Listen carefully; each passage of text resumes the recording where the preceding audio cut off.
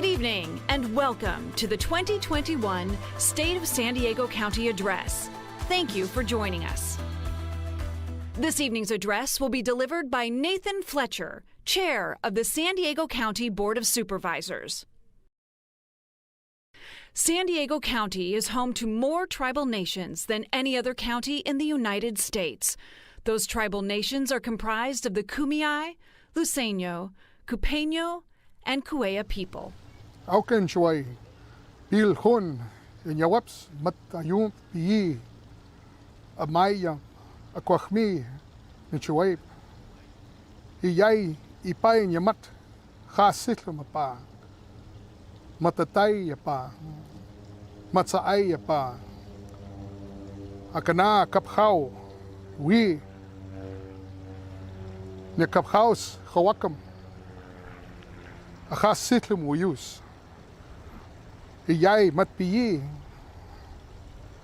ipay kwakmi, washicham, wings, pil inyawaps, nyuk, ochoyo, iyay kwakmi, sняw, kupat, tuhat, amatpiyi, tanayam, kochut hamay, nekamich, Inyawaps, ipay inyamich, katutlam, kawakam, inyakam, awikam. Inyayam kohan, San Diego County Board of Supervisors, wim ahomat, ipay inyamat.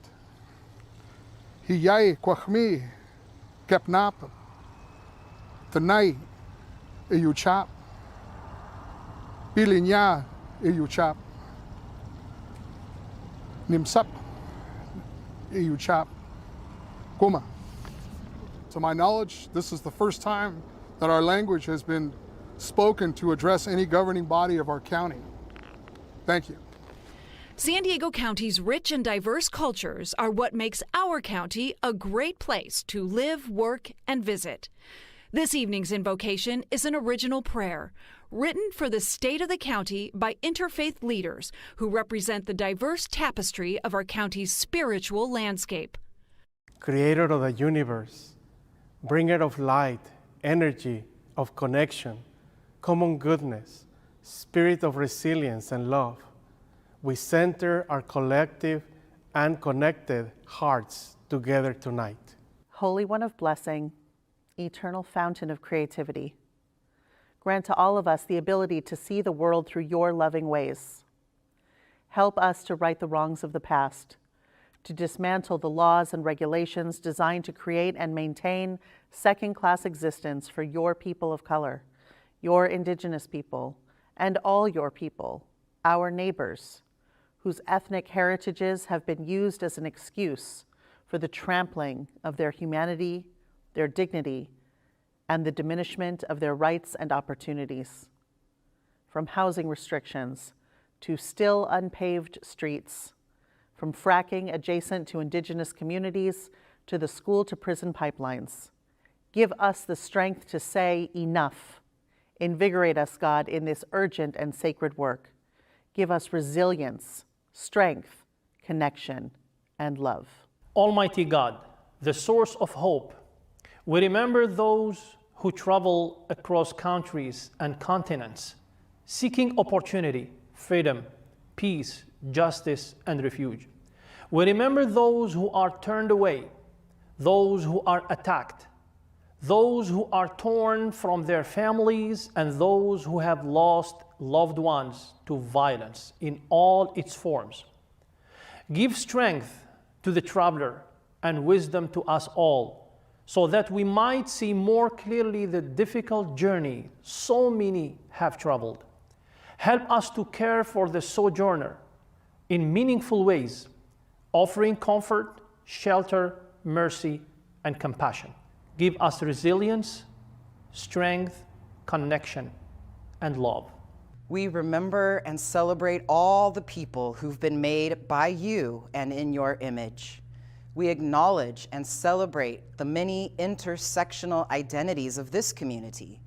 We see the life, creativity, emotional labor, advocacy, joy, academic success, manual labor, and all the worth that is added by the lesbian, gay, bisexual, transgender, non-binary, gender fluid, straight, cis, and especially transgender women of color who endure the most violence.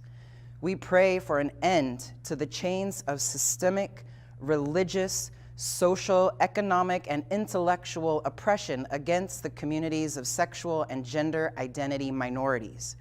Inspire us to siblinghood, common good, and correctly using people's pronouns. Give us resilience, strength, connection, and love.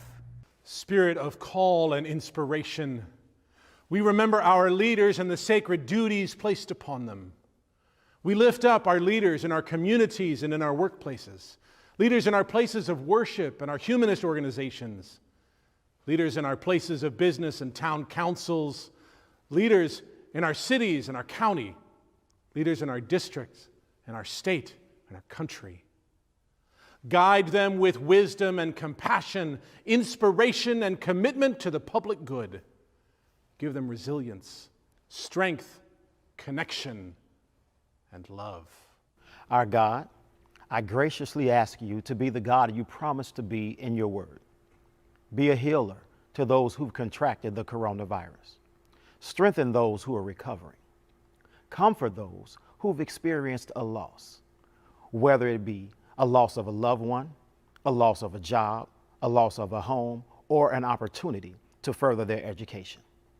Protect those who are caring for a world rocked by this problematic pandemic. God, I also ask that you heal the pain caused by this pandemic that's not physical. I ask that you heal those who are struggling with anxiety, depression, stress, or any other emotional trauma caused by these trying times. Your word says that you are near the brokenhearted, and God, we need you near us now. Give us resilience, strength, connection, and love. Creator of the universe, bringer of light, energy of connection. Common goodness, spirit of resilience and love. As faith leaders across traditions, we join you and the good people of San Diego County to bring this prayer into being so that the light of resilience, strength, connection, and love shines within us all. Amen. And leading us in reciting the Pledge of Allegiance tonight are school children from throughout San Diego County. Put your right hand over your heart. Ready, begin. I pledge allegiance To the flag of the United States of America and to the republic I would adapt one nation under God, indivisible, with liberty and justice for all. Singing the national anthem this evening is a dedicated registered nurse from UC San Diego Health, the first hospital system in the region to treat patients with COVID-19. Oh, say, can you see by the dawn's early light what so proudly we hailed at the twilight's last gleaming, whose broad stripes and bright stars through the perilous fight o'er the ramparts we watch were so gallantly streaming, and the rockets red glare, the bombs bursting in air, gave proof through the night that our flag was still there.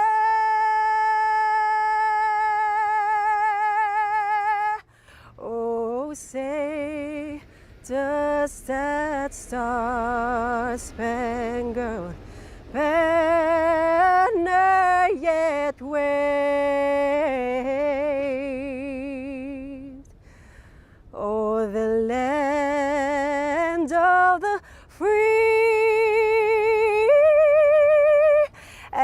the home of the brave.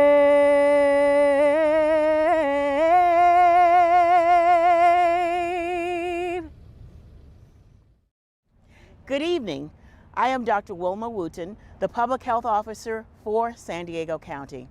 I'm in downtown San Diego at the first vaccination superstation in the county and California. The COVID-19 pandemic is one of the most concerning issues our community is facing right now. The vaccines administered here and at many other vaccination sites across our region play a significant role in getting our region back to normal. We are ready to beat COVID-19. I'm ready to hug my parents, my friends, and my patients again. I'm ready to play music with my students again. I'm ready for our communities to feel a sense of ease again, so our patients, our families, and our friends can start to heal. We are ready to let our kids play. We are ready for a transition to a zero carbon future in a way that creates good union jobs and more just and equitable communities. I'm ready to go back to grooming conventions. We're ready to beat COVID-19. Ready to play. I am ready to travel to see my family and to spend more in-person time with my friends. And I'm ready to go to a Grateful Dead concert with my good friend, Nathan Fletcher. And we are ready to cut hair and do work. We are ready. To have fun again. I'm ready for my kids to get back in school, things to get back to normal, and my husband not to have to work 24/7. I am ready to see my patients' smiling faces again, to see my nephews and nieces, and most importantly, to see my parents in Chicago. We are ready to heal. We are ready to welcome customers back again into our restaurants. Now welcome Chair of the San Diego County Board of Supervisors, Nathan Fletcher. He's ready to deliver the 2021 State of the County Address.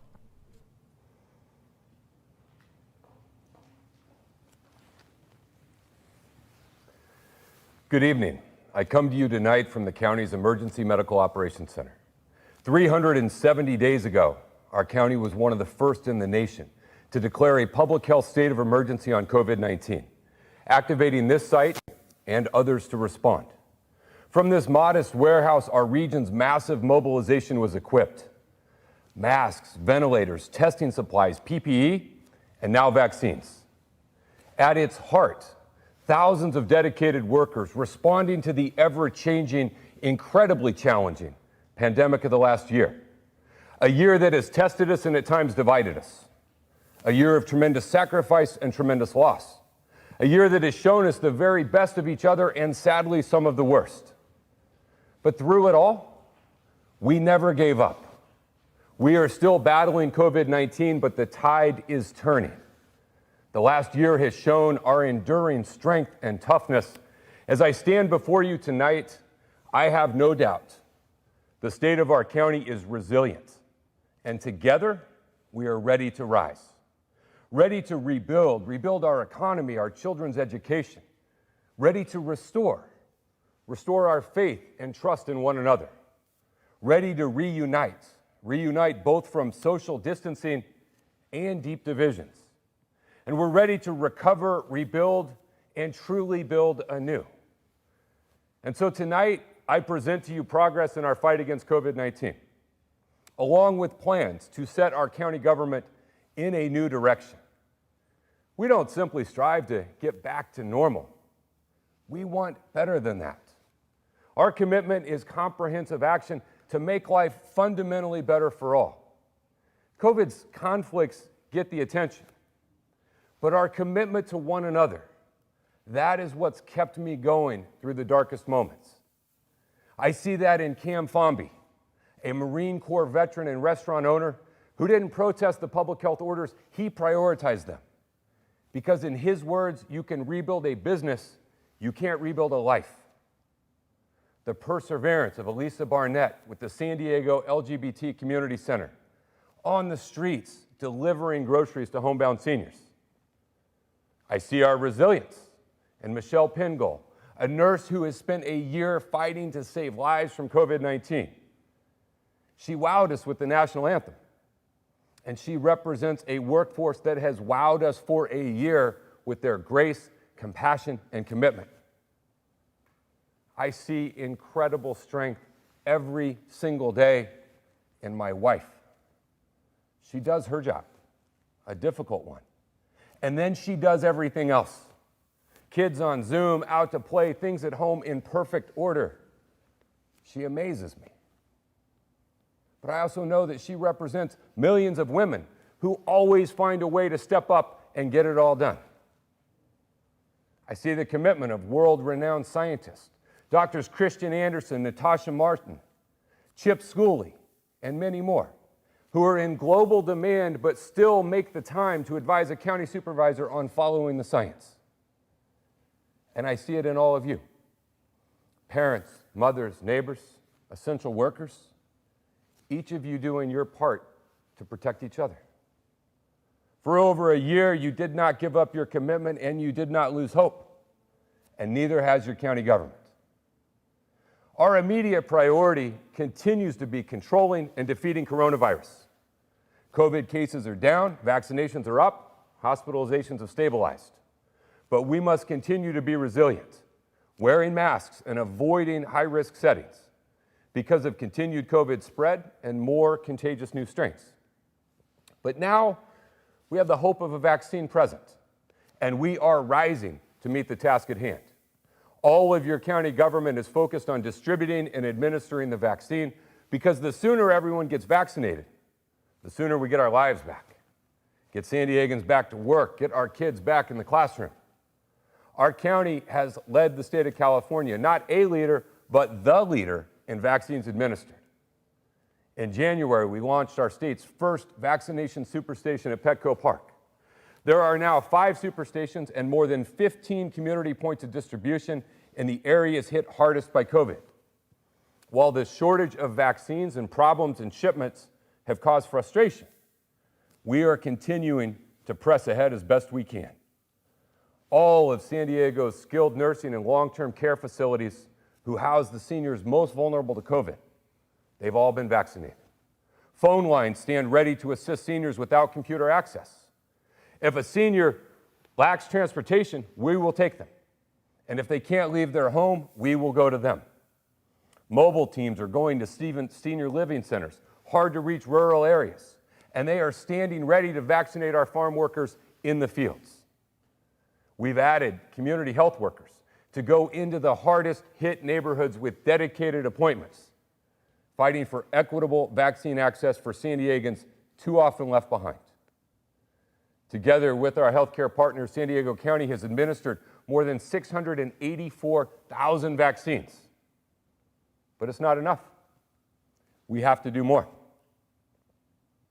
With even more effort and better outcomes, in particular on ensuring access to those communities most impacted.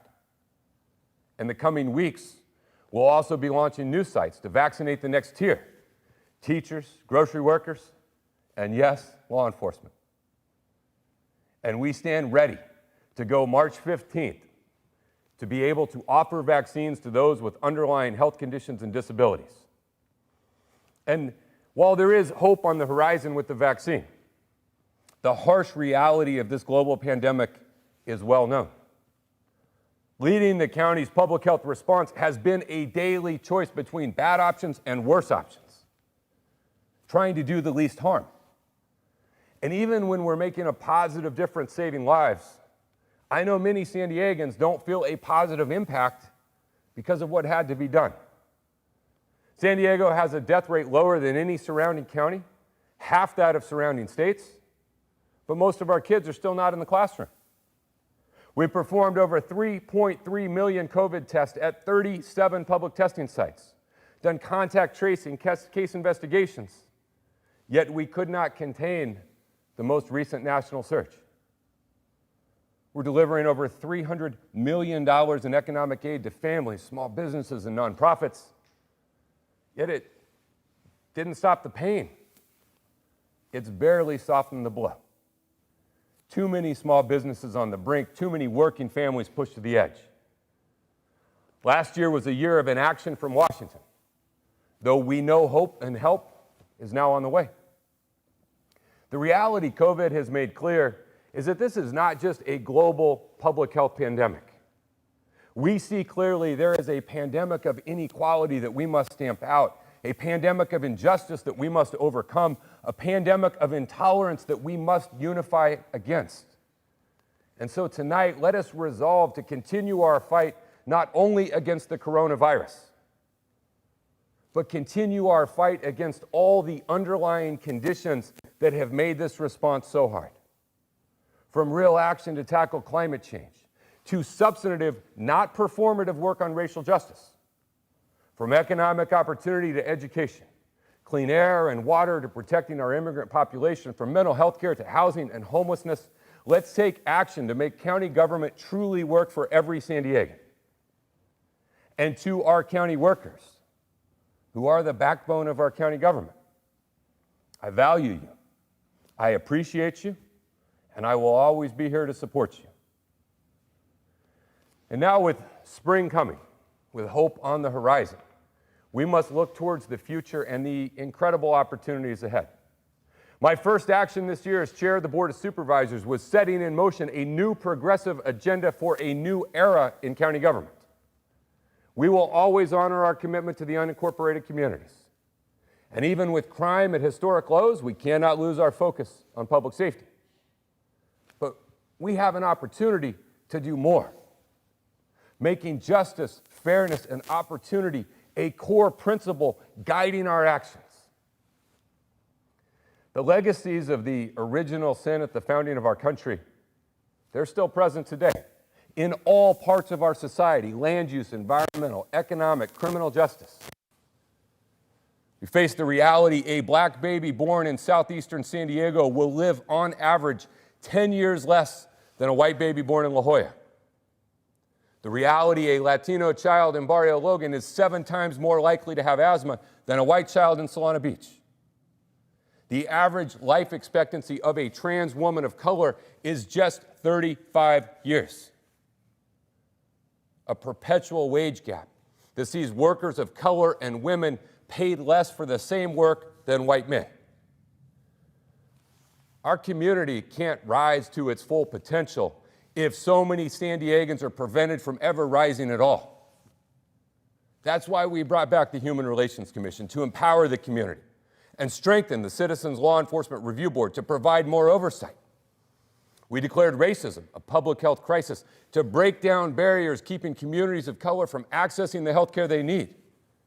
This past year, we also established the county's new Office of Equity and Racial Justice with a mission as profound as it is broad: to incorporate equity and racial justice into all our policies, all our programs, changing our culture. We must add to this office the requirement for an annual racial equity report to assess our impacts and progress based on data. Let's hold ourselves accountable to see if our rhetoric matches our record. Intentional government policies created these racial inequities, and it will take intentional government policies to change them. Overcoming persistent inequality will remain a permanent focus of county government. Overcoming the economic consequences of COVID-19 remains one of our most critical challenges. San Diego's working people and small businesses are resilient, and I know that together we can rise out of this crisis. I see this spirit in C.J. Martin of Invictus Fitness. He closed when COVID first hit, then went outdoors, went back indoors, now back outdoors. He struggled but endured, keeping his workers employed and his gym open safely. He is truly an unconquerable soul. I see it in all the working people struggling out there, those who are laid off, and all those who don't have the luxury of working remotely. They get up and clock in every single day. I see you. I know how hard it's been. And your county government is committed to doing our part and more to help. Last year, we launched the Small Business Stimulant Grant Fund with almost $50 million in emergency relief for local businesses and the San Diegans they employ. In partnership with the San Diego Foundation, we organized the COVID-19 Community Response Fund, aiding over 2.4 million San Diegans disproportionately impacted by the pandemic. and we delivered income replacement stipends for those who contracted COVID. But there is much work ahead. Working with Supervisor Joel Anderson, we will develop strategies to help rebuild and relaunch our local economy safely. And we won't leave small businesses or industries hardest hit by COVID behind. We will also join the call of the San Diego Regional Economic Development Corporation to increase county contracting with local businesses. Just a 5% increase would inject $75 million more into our annual economy. But building a brighter future in San Diego means that we can't just ease the economic pain COVID has caused.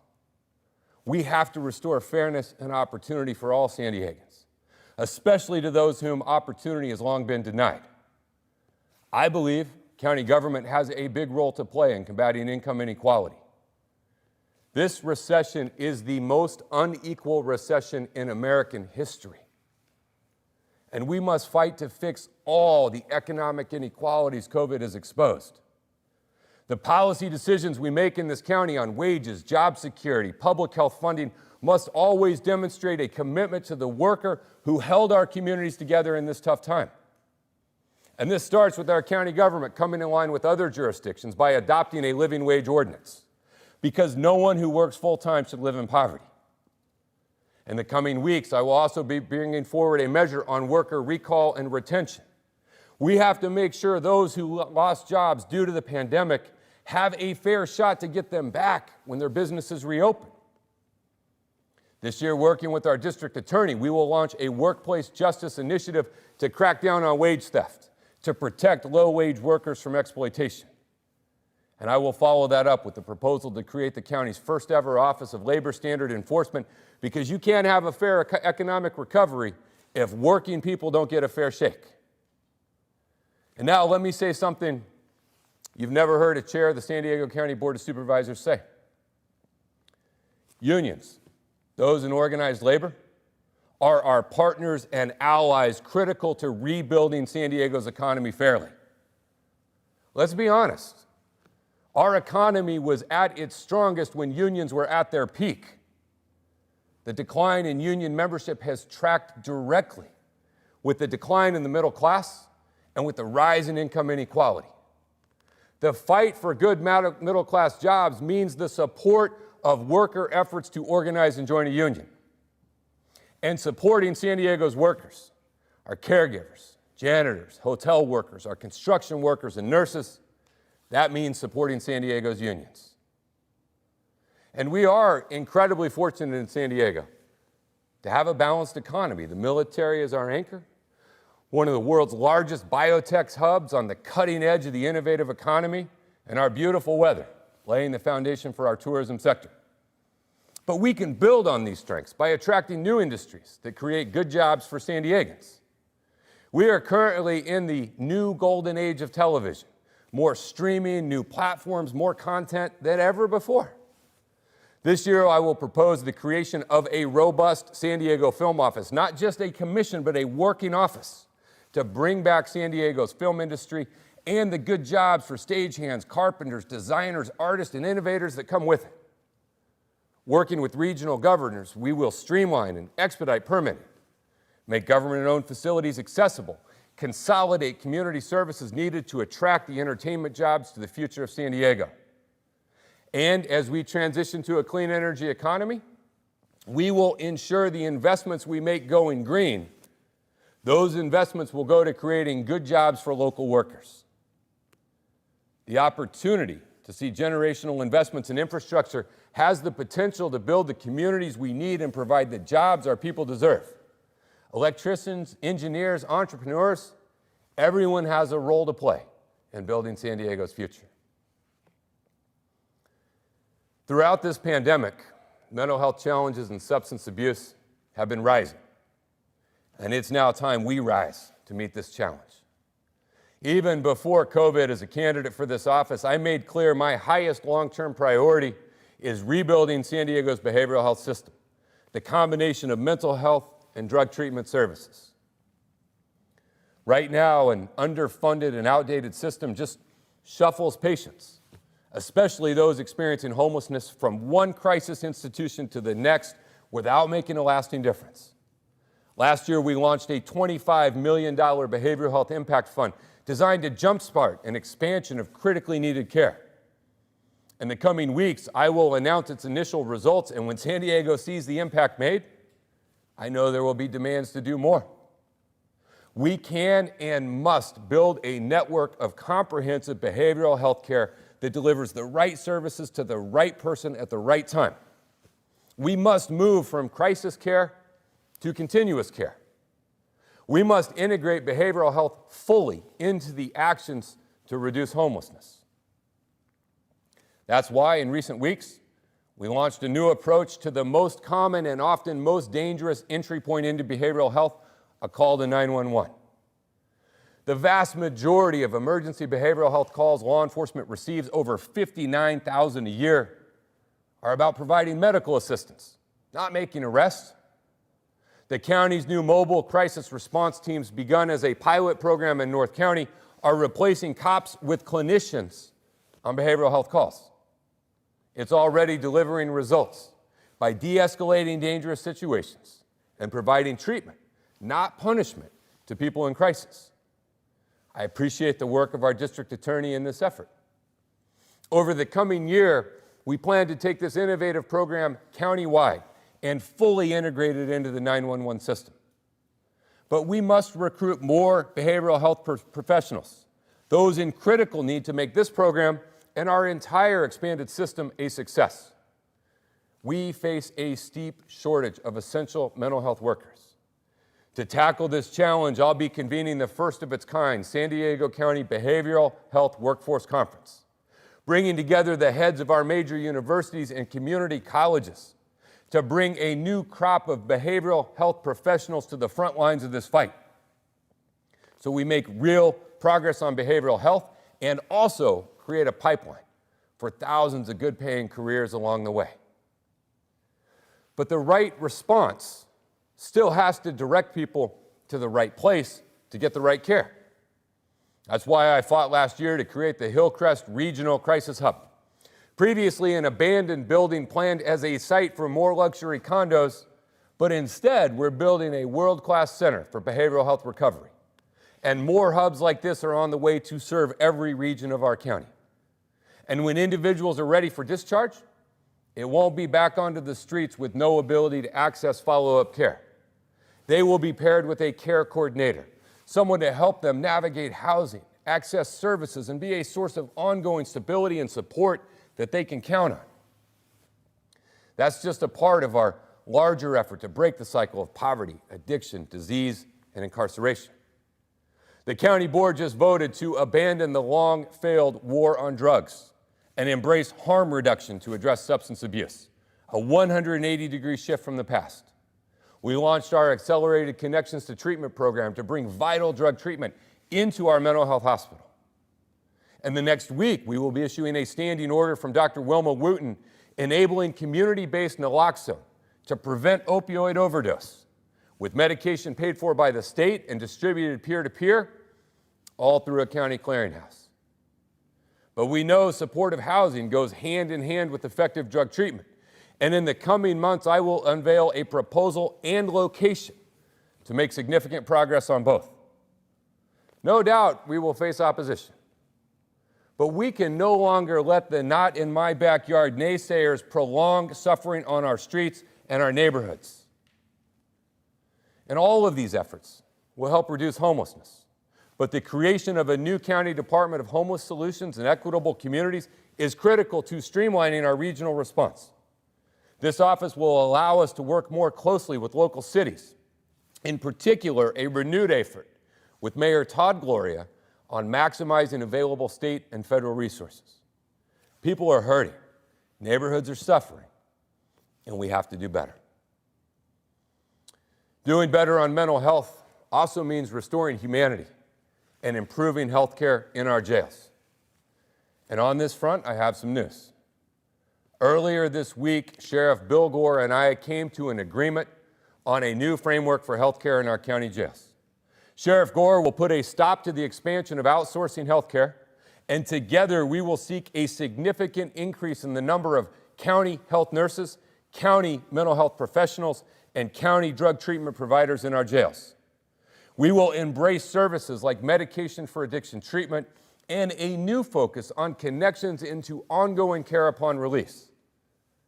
I appreciate the sheriff's collaboration. We share the same goal, treating people humanely and lowering recidivism. Now we share the same plan. All of these efforts, when taken together and when accomplished, will make San Diego a national leader in treating behavioral health challenges as the real healthcare challenges they are. But more importantly, they will touch and transform lives in unprecedented ways.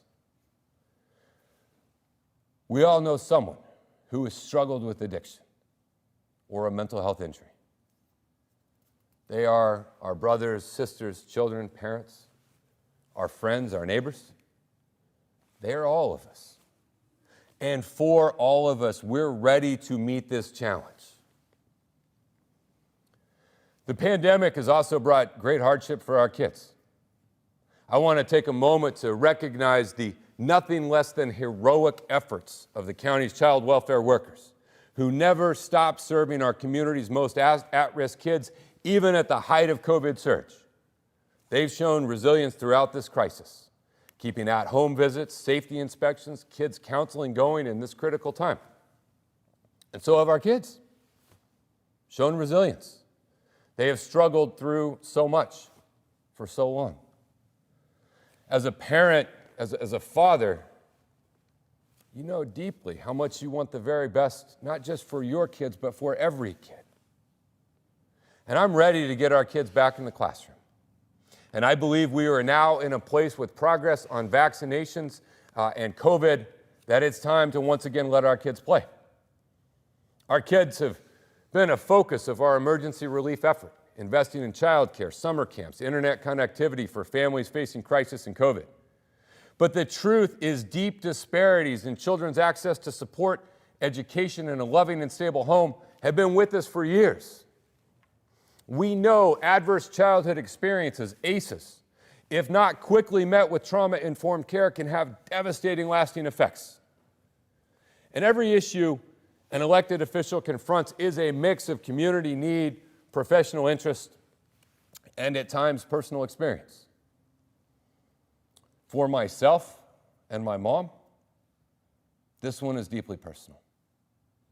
And that motivates me to act. 2 years ago, we created the Child and Family Strengthening Council to drive needed reforms in our approach to child welfare, to make vital investments, early childhood education, parenting resources, job training, family counseling, and more. Things to give every child a chance to thrive. We evaluated the 88 recommendations from a comprehensive 2018 audit. 49 have been completely implemented. 12 more will be done by the end of the month. The rest will be done by the end of the year. And we're going beyond those recommendations with a new focus on equity and strengthening families to ensure the best for San Diego's kids. That includes a new transformative proposal I am excited to bring forward. A proposal to establish a campus to fully support mothers and their children who have faced separation due to addiction, incarceration, or instability. We want to help break generational cycles. That means not just reunification, but a deep and meaningful investment with a safe and loving environment, providing housing, childcare, job training, and a path to a better future. In my post as chair of the Child and Family Strengthening Council and the First Five Commission, I will bring forward a working families legislative platform with our state, local, and national counterparts to enhance resources and support for the things we know are most critical for families to thrive: early childhood education and affordable quality childcare. We're also creating a unique partnership with Rady Children's Hospital to develop a comprehensive behavioral health hub exclusively for youth. This will greatly expand clinical services to support children and families. Among our goals in all of these efforts is keeping our kids out of the criminal justice system, Treating kids like kids and investing in them, not incarcerating them, are the values that guide the county's renewed focus on juvenile justice reform. We recently created a separate juvenile division of probation called Youth Development and Community Services with a focus on national best practices and with its own vision and mission different from the adult system. This year, we will complete construction on phase 1 of a new juvenile justice campus, creating a place of rehabilitation and renewal that delivers restorative services, encourages family engagement, and fosters academic achievement. Gone will be concertina wire and locked cells. In its place, open space, trauma-informed care, and education. But we must fund and prioritize phase 2, demolishing the 1952 juvenile hall and completing the final piece of this comprehensive approach. Building these new facilities is an urgent priority. We need to ensure that youth in our county's care are supported, safe, and given a real shot at success. Along with these new programs, we're advancing systematic policy reforms on juvenile justice, de-escalation and implicit bias training to reduce the use of force, trauma-informed care, restorative practices that take into account adolescent brain development to increase the true support that kids need. We established a third achievement center to provide community-based treatment services that prevent recidivism and promote positive outcomes for justice-involved youth. But with the new board, it's time to pull all of these efforts together with a clear path moving forward. I have called a special meeting of the Board of Supervisors on February 23rd, focused on the future of juvenile justice in San Diego County, with a special emphasis on taking our probation department in this new direction.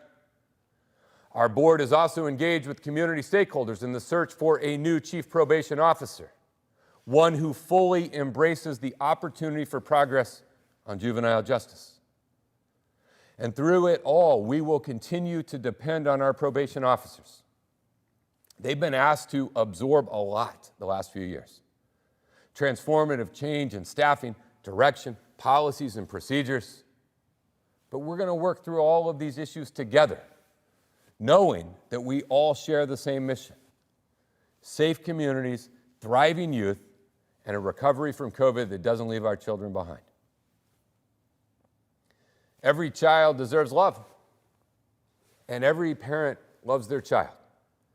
Your country of birth or immigration status cannot impact the universal power of love for one another, and it should not impact our ability to show empathy and compassion. 2 years ago, I saw San Diego come together. A county building, state funding, heroic nonprofits, all to provide a comprehensive response to meet the need of people seeking asylum.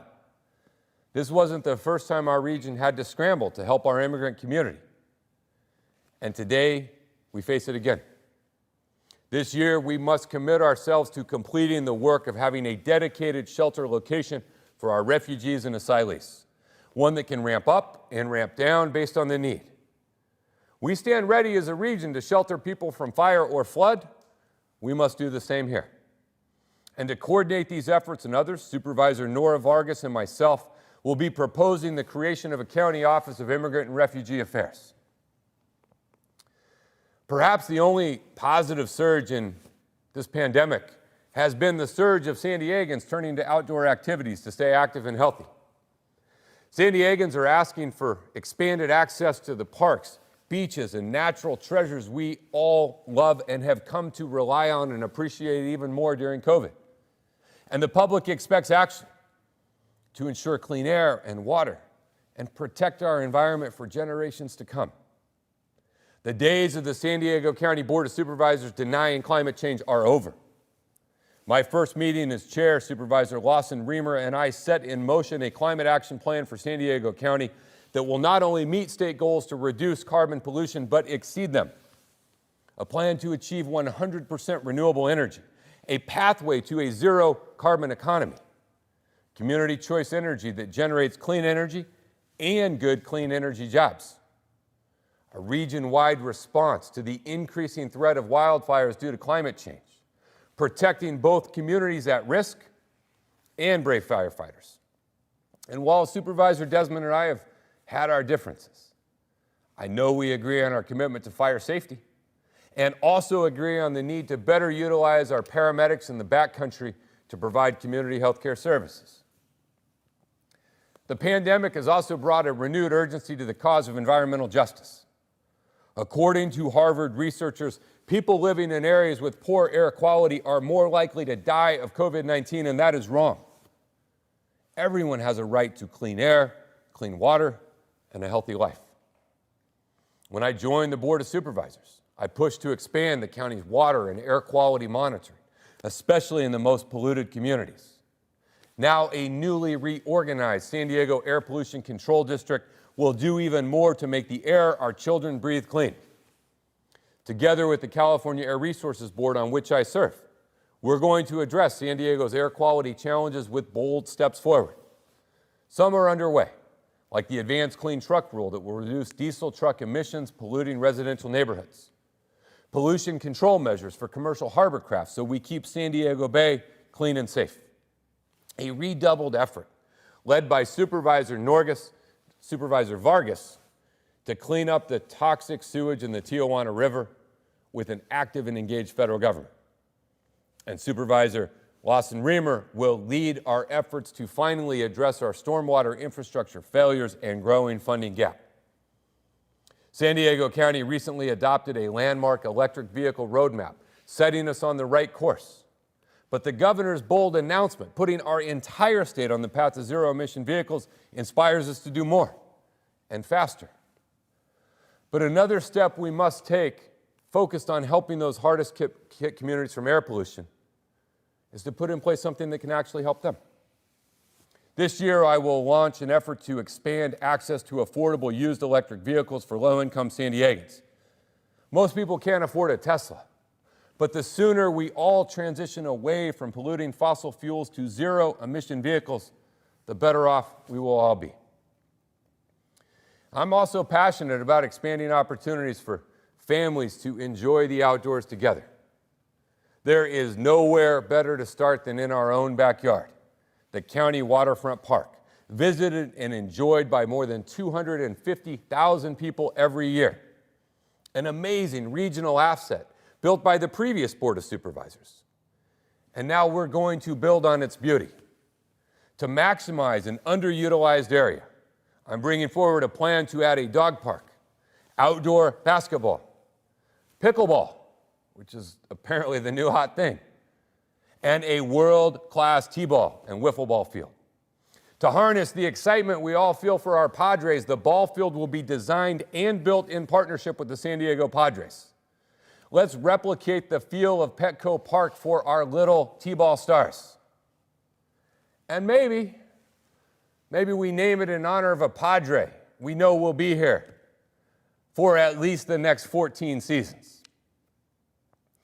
And in a quieter corner of the park, in a proposal that may only excite me, we will add outdoor chess tables to bring a beautiful game into our beautiful outdoors. And keep geeking out with me for a minute here. In the new year, with the new school year, my office will provide a countywide chess program for students in underserved communities and an annual outdoor tournament to identify San Diego's best. Most of these improvements can be completed by next summer if we move quickly. But in the long term, I will work with the Port of San Diego because I fully support an idea in their master plan to realize a tremendous vision of the waterfront park. Let's extend it all the way to the water. Closing Harbor Drive to car traffic can revitalize a whole section of our city. Outdoor dining, walking, and bike paths all along the waterfront, making our county building the gateway to a recharged regional asset with connections to transit, world-class destinations like the Midway Museum, our cruise ship terminal, and so much more. It's also time our county government fully engage in helping complete the San Diego River Park. 2 decades ago, this visionary effort started with the tremendous leadership of Senator Chris Kehoe. And now our generation must help finish the job. 52 miles of connected walking and bike paths from the ocean all the way to the mountains. I am proposing the creation of an enhanced infrastructure financing district to permanently fund the development and maintenance of this system of trails. Together with our partners who have worked on this for years, our regional allies, including Mayor Gloria, Council Members Campbell and Campillo, our tribal leaders, together we will convene a working group with a 90-day window to develop a strategy for funding, for connection, and for moving forward on our river park. It'll go along urban corridors through the backcountry, all the beauty of San Diego available for the entire world to enjoy. COVID has made so clear how the health of our environment shapes the health of our communities. And San Diegans can expect a renewed commitment from their county government on both. We've laid out a broad, sweeping agenda. Some will say too ambitious. But the moment requires it, and we are ready to lead. While the last year has been tough and the road has been very long, San Diego remains resilient and a spirit of renewal is here. Throughout COVID, we leaned on one another. We had to dig deeper to summon the strength when it felt like we couldn't go on anymore. But the collective actions of a community of people came together, with everyone doing their job. What I've seen over the last year, it reminds me of what I saw during multiple combat deployments as a Marine. It's long, difficult, full of grief, heartaches, progress, and setbacks, ups and downs. But when I was there every day, we got up, we got in the fight, we did our job. And like COVID, and like combat, they both will leave some scars, some loss, some things that we will never completely shake. But they also both will leave a lasting legacy of a community that came together to confront the most challenging issue of our lifetime. I am proud of San Diego County, both where we stand and where we are headed. We have come through the darkest winter, and we are truly headed into a brighter spring. We are ready to recover, ready to reunite. Together, we are ready to rise. Thank you for joining me this evening.